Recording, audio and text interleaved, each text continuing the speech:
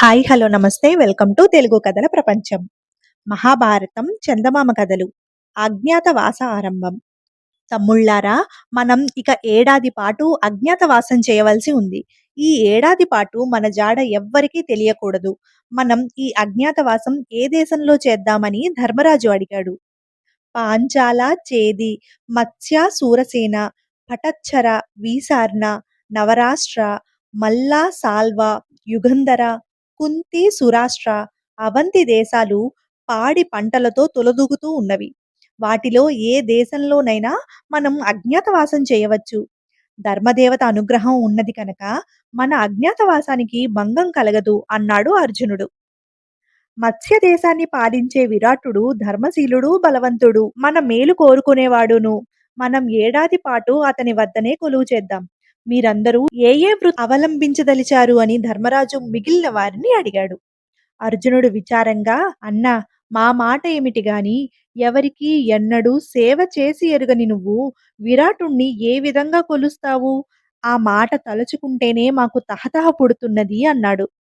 దానికి ధర్మరాజు, నేను బ్రాహ్మణ వేషం ధరించి కంకుడు అని పేరు పెట్టుకొని విరాటుడి సభలో చేరిపోతాను.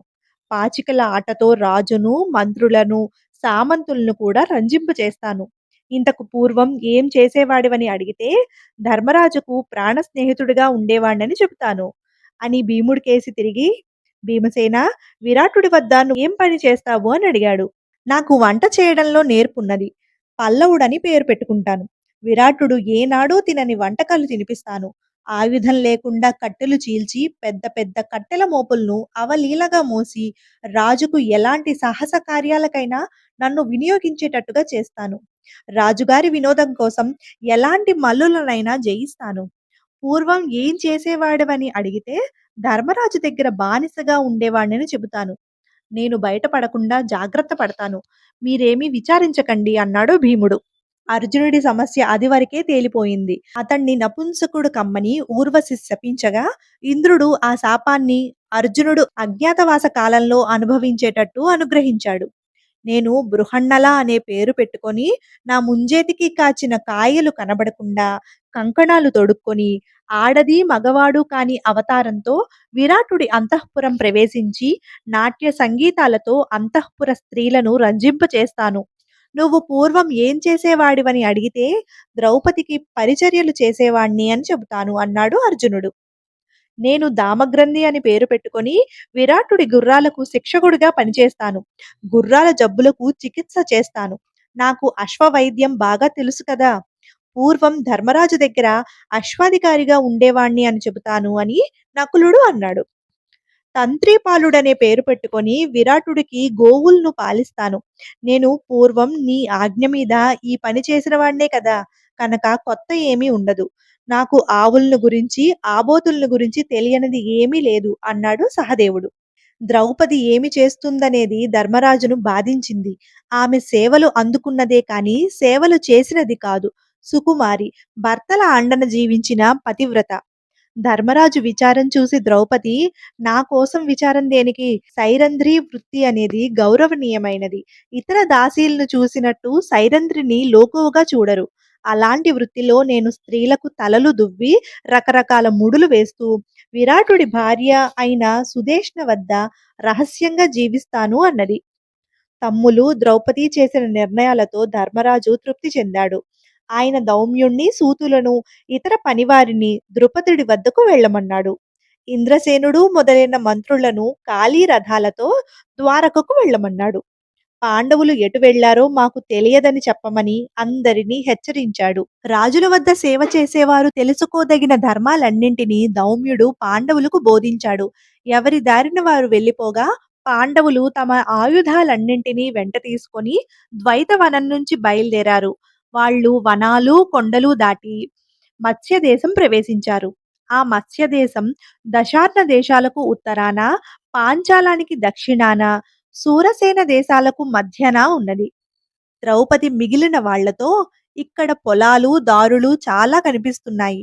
విరాట నగరం ఇంకా చాలా దూరం ఉండవచ్చు. నేను అలసిపోయాను. ఈ రాత్రి గడిచే వరకు ఈ అరణ్యంలోనే ఉండిపోదాం అన్నది. ధర్మరాజు అడవి దాటి నిశ్చయించి ద్రౌపదిని మోసుకు రమ్మని అర్జునుడితో అన్నాడు. ఆ విధంగా వాళ్ళు విరాట నగరం పొలిమేర వరకు వచ్చారు.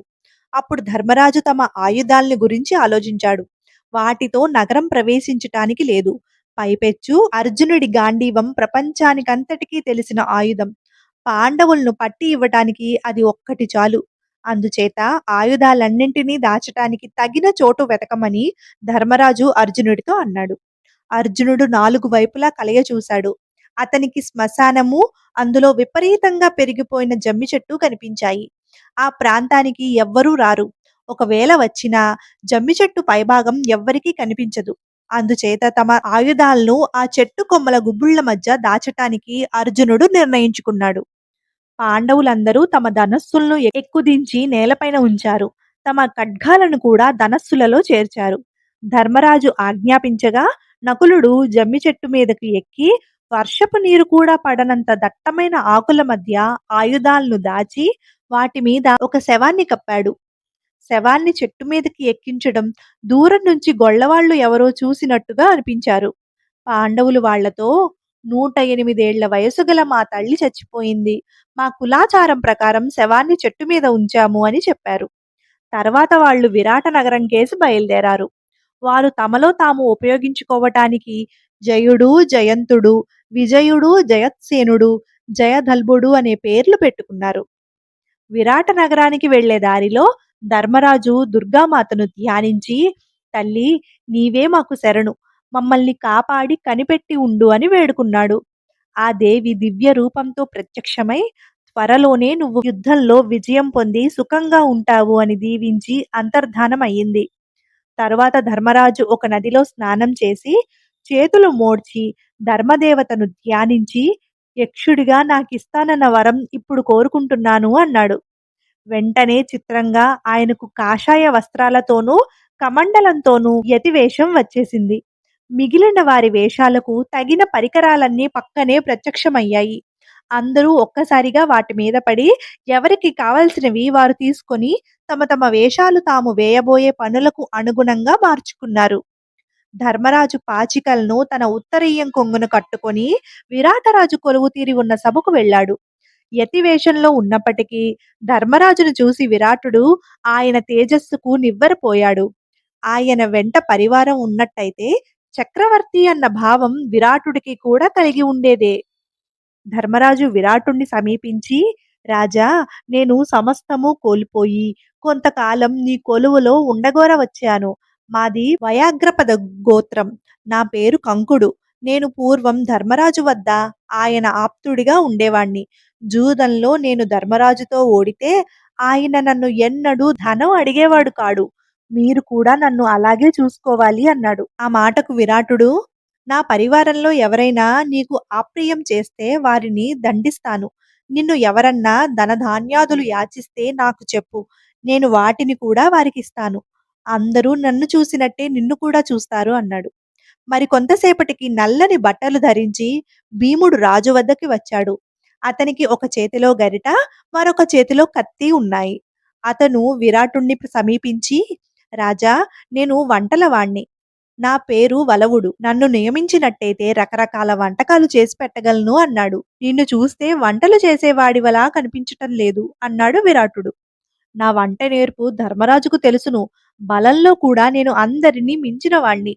మీరు వినోదించాలంటే ఏనుగులతోనూ సింహాలతోనూ పోరాడగలను అన్నాడు భీముడు. సరే, నువ్వు మా పాకశాలలో పెద్ద వంటవాడిగా పనిచెయ్యు అని విరాటుడు భీముణ్ణి తన వంటశాలకు పంపేశాడు. ఈ లోపల ద్రౌపది మాసిన బట్ట కట్టి జుట్టు విరబూసుకొని సైరంధ్రీ వేషంలో వీధుల వెంట తిరుగుతూ ఉండగా నగరవాసులు, అమ్మా, ఎవరు నువ్వు, ఏం చేస్తుంటావు అని అడిగారు. వారితో ద్రౌపది, నేను సైరంధ్రిని. ఎవరన్నా నన్ను పోషిస్తే వారికి కావలసిన సేవలు చేస్తాను అంటూ వచ్చింది. రాజభవనం పైభాగాన విహరిస్తున్న సుదేష్ణరాణి ద్రౌపదిని చూసి పిలిపించి, ఎవరు నువ్వు, ఏం పని చేస్తావు అని అడిగింది.